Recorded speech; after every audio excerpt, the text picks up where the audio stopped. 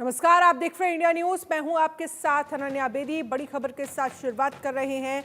UP cabinet की बैठक में 27 प्रस्तावों पर मोहर लगी है। अब टीचर का ट्रांसफर 5 की बजाय 3 साल में होगा। टीचर का ट्रांसफर अब 5 की बजाय 3 साल में होगा। यूपी में शिक्षकों के तबादले का नया सिस्टम। जल्द शिक्षकों को गृह जनपद में लौटने का मौका मिलेगा। ये एक अच्छी खबर है शिक्षकों के लिए, क्योंकि ज़्यादातर जो फीमेल टीचर्स हैं वो ये चाहती हैं कि वो अपने गृह जनपद के आसपास ही रहें, वहाँ पर ही उनकी नियुक्ति हो। तो ऐसे में अब 5 की जगह 3 साल में ट्रांसफ़र होगा। यूपी में शिक्षकों के तबादले का नया सिस्टम जल्द ही लागू होगा। शिक्षकों को गृह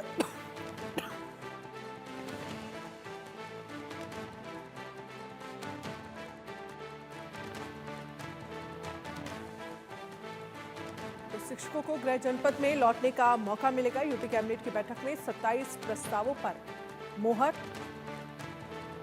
तो कौन कौन से वो 27 प्रस्ताव हैं ये भी आपको जल्द ही बताएंगे, लेकिन इन सब के बीच ये टीचर्स के लिए एक अच्छी खबर है, एक बड़ी खबर है, जहां पर 5 साल की जगह अब 3 साल में जो है वो ट्रांसफर्स किए जाएंगे टीचर्स के।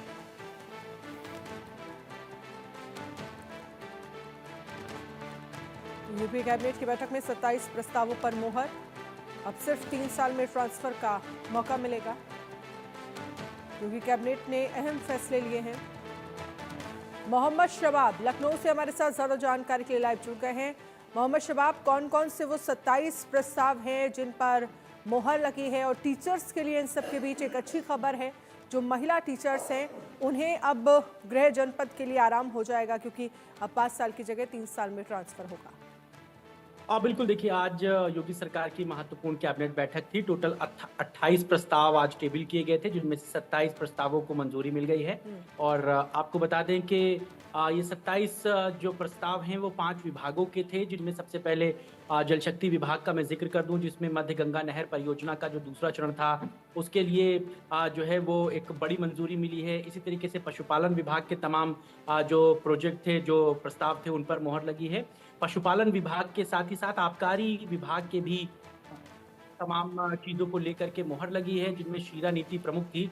और जिस बात का जिक्र आपने किया वो बड़ी इंपॉर्टेंट थी, उच्च शिक्षा विभाग का ये प्रपोजल था। और इसमें जो टीचर्स के ट्रांसफर की जो सीमा थी, जो पहले 5 साल की थी, यानी कि आपको कहीं पर भी पोस्टिंग मिलती है तो आपको कम से कम 5 साल जो है वो वहां पर रहना होता है, उसे घटाकर अब 3 साल कर दिया गया है। यानी कि अगर आप 3 साल किसी भी स्कूल में किसी भी जगह पर पढ़ा लेंगे तो उसके बाद आप ट्रांसफर नीति के तहत अपने ट्रांसफर को करा सकते हैं।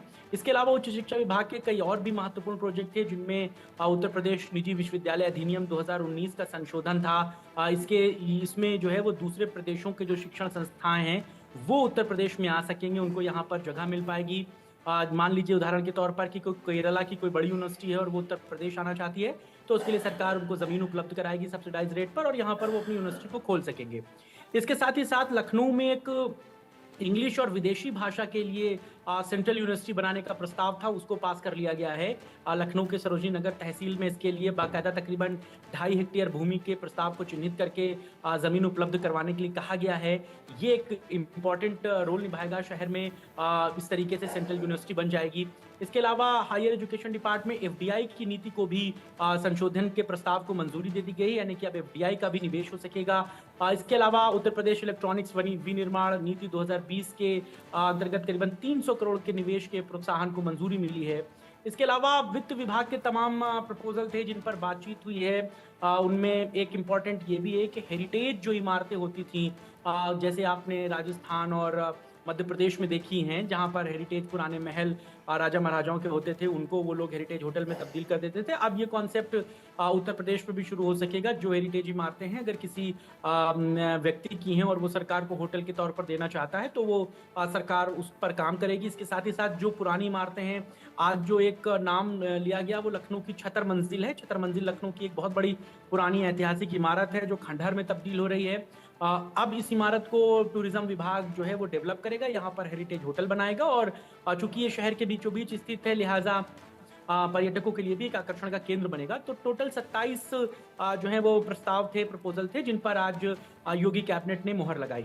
जी। अच्छा, जो शिक्षकों को लेकर जो ये ऐलान किया गया है जिसमें 5 साल की जगह 3 साल में ट्रांसफ़र होगा, गृह जनपद मिलने की बात जो है वो कही जा रही है, उस पर शिक्षकों की तरफ से अभी तक क्या कोई प्रतिक्रिया सामने आई है? कैसे देख रही है इसको महिलाएं टीचर्स? बिल्कुल देखिए, ये सबके लिए बहुत राहत की खबर है क्योंकि अमूमन सरकारी टीचरी में ऐसा होता है कि जब आपकी पहली जॉइनिंग होती है तो वो आपको गृह जनपद नहीं मिलता है। ये बात साफ तौर से कही जाती है, पुरुषों को तो बिल्कुल नहीं मिलता। महिलाओं में भी कुछ पैरामीटर्स होते थे कि कितनी ज़रूरत है आपकी। मान लीजिए किसी महिला की शादी हो चुकी है, वो शादीशुदा महिला है और उसका बच्चा छोटा है, तो उसको पहली जॉइनिंग उसके गृह जनपद में दी जा सकती थी। लेकिन इसके अलावा बहुत ज़्यादा कोई कॉज़ काम नहीं करता था। उनको जॉइनिंग के लिए बाहर जाना पड़ता था और कम से कम 5 साल की नौकरी उनको बाहर करनी पड़ती थी। उसके बाद आप ट्रांसफ़र करा सकते थे।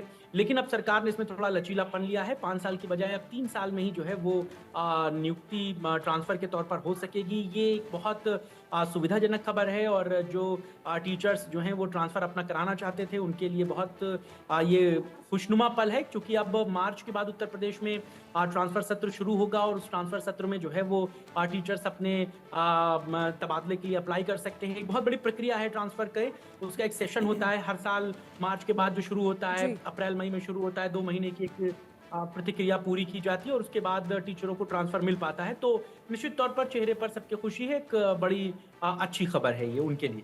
चलिए, जी। शुक्रिया तमाम जानकारी के लिए, मोहम्मद शबाब।